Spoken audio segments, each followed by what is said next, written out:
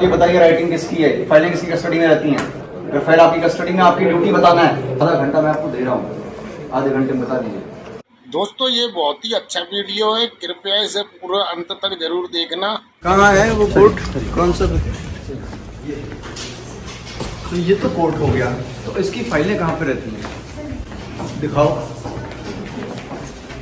ना, file register नहीं तो कोर्ट फाइल की बात, कोर्ट की बात में मुझे तो कोई कितने चल रहे हैं।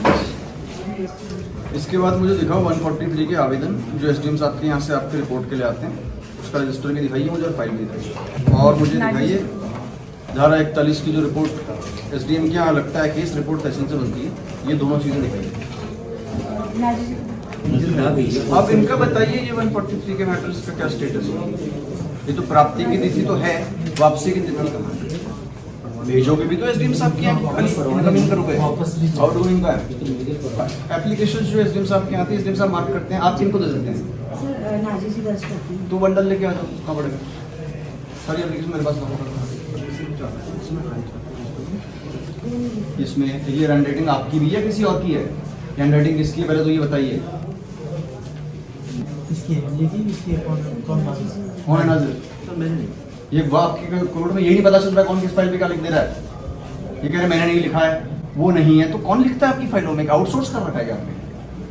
ये तो बता पाएंगे ना अपने ऑफिस में किसकी हैंड राइटिंग है? This is very surprising. बताइए किसकी हैंड राइटिंग है, टेल मी। आप किससे लिखवाते हैं? ये कौन लिखता है आपकी फाइल्स पे? I want to understand. आप बता ही नहीं पा रहे हैं कि फाइल हैंड राइटिंग किसकी है, क्या उसको फॉरेंसिक में भेजना? बताइए किसकी होगी ना, किसी आपकी होगी, या कोई पीआईडी वाला होगा, उसने लिखा है। अब ये बताइए राइटिंग किसकी है, फाइलें किसकी कस्टडी में रहती हैं? अगर फाइल आपकी कस्टडी में, आपकी ड्यूटी बताना है कि फाइलें किसके पास रहती हैं। ऐसा करो ना, आप अपने ऑफिस का 143 का रजिस्टर मंगाओ प्रत्युष। हाँ आपका है प्रत्युष है, इसमें भी आते होंगे ना आप लोग का सिस्टम है? हम लोग आपका कब गया है तो वो लिखते हैं? हम तो सर वो नॉर्मल डाक में जाता है। अच्छा ठीक है, रिपोर्टिंग के लिए। ठीक है फिर जब आता था उधर से जाता है। और जब भी रिपोर्ट आई हो जी मतलब जी, जब भी रिपोर्ट आई जी सर, ठीक है, तो अच्छा है जी। तो ये आप लोग करते हैं। आप बताइए हैंड राइटिंग बताती है आपने किसकी है? किसकी है? कौन था, किसकी हैंड राइटिंग बुलाओ उसका? ये लक्ष्मण जी आपकी है क्या? किसकी है? कौन आपके एप्लीकेशन में साइन कर देता है? नहीं तो राइटिंग पेन अलग है ना, वो तो आपको डायरेक्शन दिया होगा ना सर। ये मैंने तो लिखा नहीं, अरे तो किसने लिखा है? ये तो आपको बता दें। ये दूसरी 143 की है क्या? ये अलग अलग मैटर है? ये तो राइटिंग तो सभी एक ही आदमी की राइटिंग है ना, तो कौन आदमी है ये तो लिख रहा है?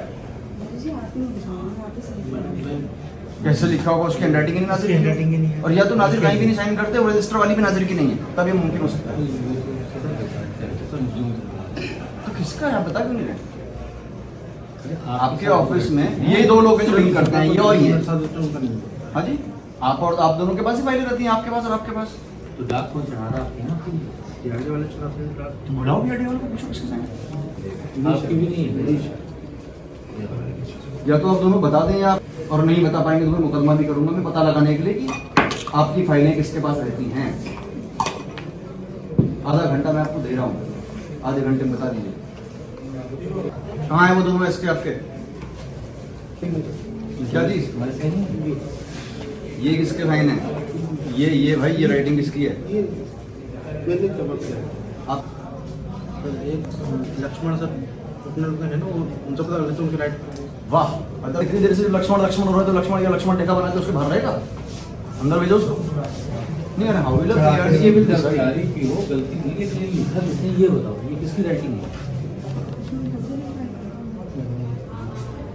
आपका क्या नाम है? आप किस पोस्ट पे हैं? Data entry operator. अच्छा, डेटा एंट्री करते हैं, टंकअप की काम करते हो ना? टंकअप पे ही काम करते हो तो आपके पास कई फाइल आते होंगे, किसने लिखा है?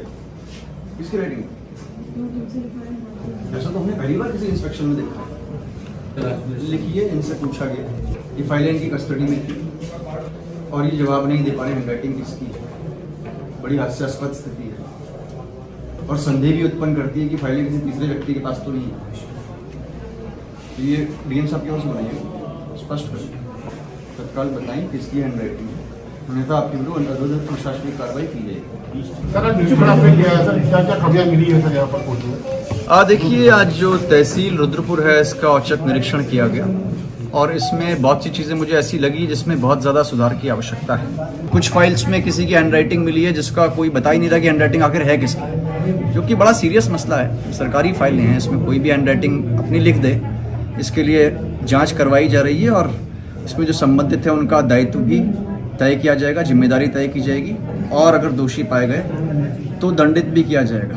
और सिमिलरली कुछ फाइलें ऐसी हैं जिनमें आदेश भी हो चुका है, रिपोर्ट भी आ चुकी है, लेकिन सिग्नेचर नहीं हो रहा है, जो कि एक गंभीर मसला है। सब कुछ हो चुका है, 143 में रिपोर्ट पॉजिटिव आ चुकी है, उसके बाद अननेसेसरी उस पर दोबारा नहीं होना चाहिए। मैंने माननीय मुख्यमंत्री जी के स्पष्ट निर्देश हैं, एक तो पेंडेंसी नहीं होनी चाहिए, काम को सरल करना है, ना कि और मुश्किल बनाना है। रिपोर्ट एक बार आ गई है कि संस्तुति है, उसको हम दोबारा लौटा रहे हैं तो हम आसान काम को भी कठिन बना रहे हैं। इसमें डिस्ट्रिक्ट मजिस्ट्रेट को और एसडीएम को भी कहा गया कि नियमित रूप से तहसीलों को देखें।